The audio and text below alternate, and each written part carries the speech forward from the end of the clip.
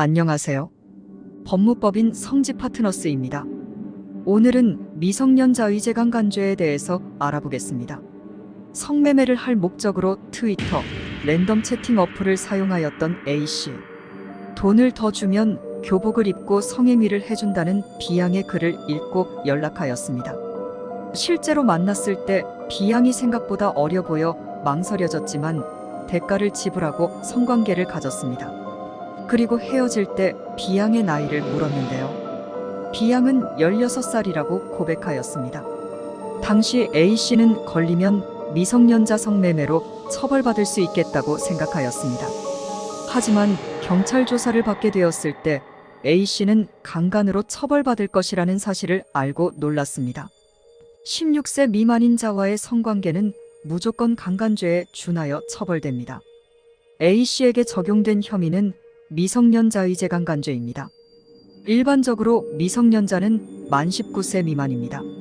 미성년자의 성을 매수하였을 때 아동 청소년, 성보호에 관한 법률하청법 위반에 해당한다는 사실은 많은 분들이 기본적으로 알고 있습니다. 또한 본법에 따르면 미성년자 성매매는 불법이지만 미성년자와 합의하에 가진 성관계는 처벌 대상이 아닙니다. 미성년자와 조건 만남을 가져온 이들이 이를 악용하여 성매매가 아닌 연인관계라고 우기는 경우도 있는데요. 16세 미만인 자와 성인이 성관계를 한 경우는 성매매, 연인관계와 관계없이 무조건 처벌합니다. 미성년자의 성을 매수한 것이 아닌 형법에 따른 의제강간죄에 해당하기 때문입니다. 형법은 16세 미만인 자와 성인의 성행위 자체를 불법이라고 판단합니다.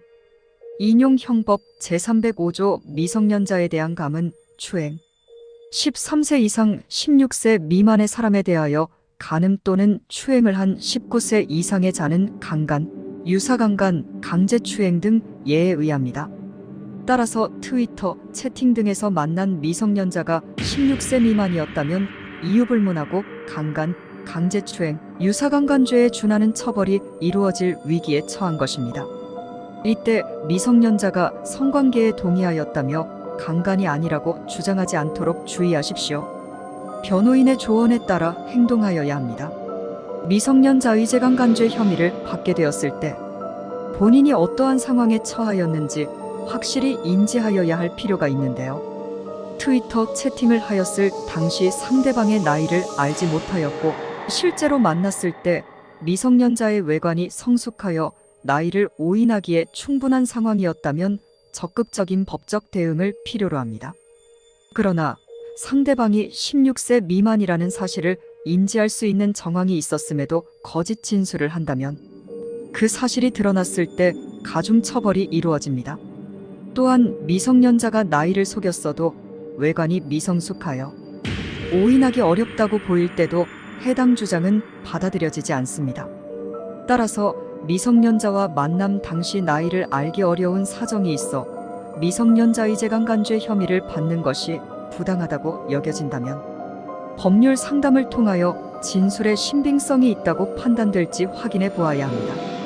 섣불리 경찰 조사에 임하여 가중 처벌을 받지 않도록 주의하십시오. 저희 법인에서 해결한 미성년자 의제강간죄 사례를 각색하여 말씀드리겠습니다. 트위터 통해서 만난 미성년자 15살인데 17살이라고 속여 40대 초반 남성인 기혁씨는 트위터를 통해서 이응양을 만났습니다. 기혁씨는 미성년자 성매매를 하기 위해서 이응양에게 연락한 것이었는데요. 이응양에게 나이를 물어보니 17살이라고 하였습니다. 30만 원과 담배 2갑을 주고 성관계를 가졌습니다. 기혁씨는 이응양이 마음에 들어 다음에 또 만나자고 말했습니다. 결국 총 2차례나 성매매를 하였습니다. 이후 가출 청소년이었던 이응양은 부모님에 의해 집으로 복귀하였습니다. 이응양이 가출하였을 때 성매매를 하여 생활비를 조달하였다는 사실을 안 부모님은 경찰에 신고하였습니다. 이응양의 핸드폰을 디지털 포렌식하였고 기혁씨를 포함한 5명의 남성이 입건되었습니다. 그런데 당시 이응양은 15살로 만 16세 미만이었기에 의제강간죄가 적용되었습니다. 기혁 씨는 이응량이 나이를 속였기 때문에 강간에 준한 처벌을 받는 것이 억울하였습니다. 이에 저희 법인에 방문하여 변호인의 상담을 받았습니다. 담당 변호인은 이응량의 트위터 계정과 기혁 씨와 주고받은 메시지를 확인하였습니다. 그러나 이응량이 나이를 속인 정황이 드러나지 않아 기혁 씨의 주장의 신빙성을 입증하기가 어려웠습니다. 기혁 씨는 혐의를 인정하고 선처를 호소하여야 하는지 고민하였습니다. 그러나 변호인은 포기하지 않았고 이응량의 진술 내용과 이응량이 그동안 트위터에 올린 글들을 모두 확인해 보았습니다. 그중 이응량이 고등학생 행세를 한 부분을 발견하였습니다. 이에 변호인은 검찰에 이응량이 적극적으로 나이를 속인 증거 자료를 제출하고 기혁 씨가 고의적으로 16세 미만인 자와 성관계에 이르지 않았다고 주장하였습니다. 그 결과 검찰은 변론 내용을 참작하여 의제강간죄가 아닌 아동 청소년의 성보호에 관한 법률에 따른 미성년자 성매수 혐의를 적용하여 기소하였습니다.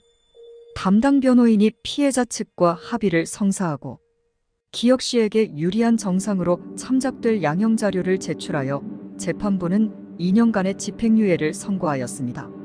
미성년자 의제강간죄의 경우 실형이 선고되는 사례들도 굉장히 많습니다.